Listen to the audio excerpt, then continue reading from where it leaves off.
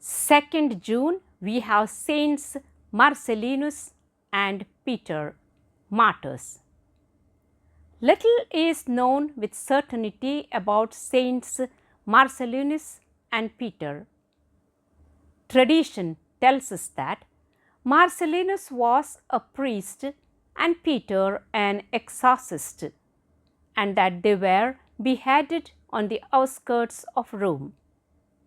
A few years after the bloody event, a little boy from Rome heard about their deaths from the mouth of their very executioner, who later became a Christian. That little boy was named Damasus, and he went on to become Pope from 366 to 384. Decades later, remembering the story he had heard as a child, Pope Damasus honored Marcellinus and Peter by adorning their tomb with a marble inscription recounting the details of their martyrdom as he had heard them so long ago. Unfortunately, the inscription is lost.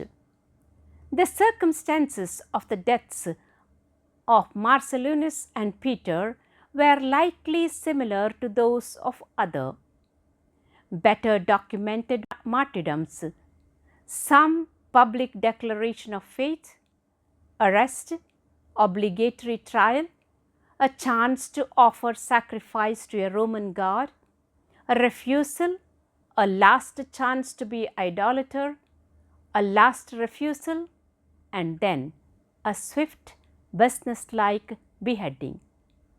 It was over quickly. Then came the calm. Then came the night. And out of that darkness emerged a candle-lit procession of humble Christians, walking slowly and silently toward the place of execution. The headless corpses were placed on white sheets and carried solemnly to an underground burial niche. A small marble plaque etched with the martyrs' names was placed nearby.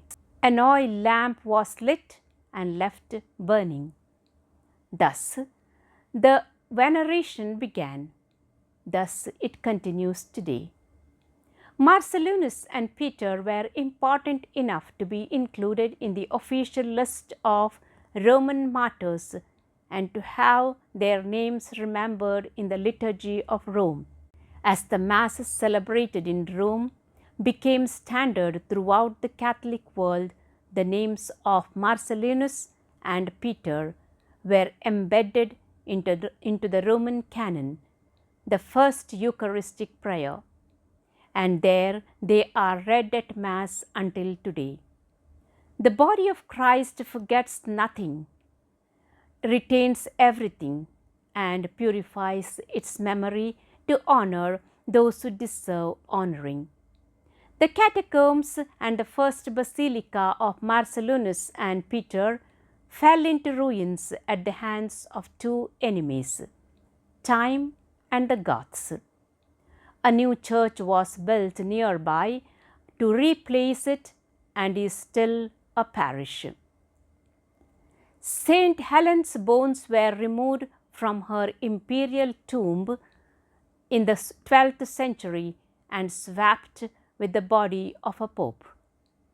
The tomb was later emptied again and in 1777 moved to the Vatican museums. Hundreds of thousands of tourists walk right by the tomb every year, seeing perhaps just a huge chunk of marble, oblivious to the rich history connecting the monumental tomb to ancient Christianity and the martyrs were commemorated today. Saints Marcellinus and Peter, help all who seek your intercession to face persecution and threats of any kind, via words or arms, or threats with bravery and heroic resistance.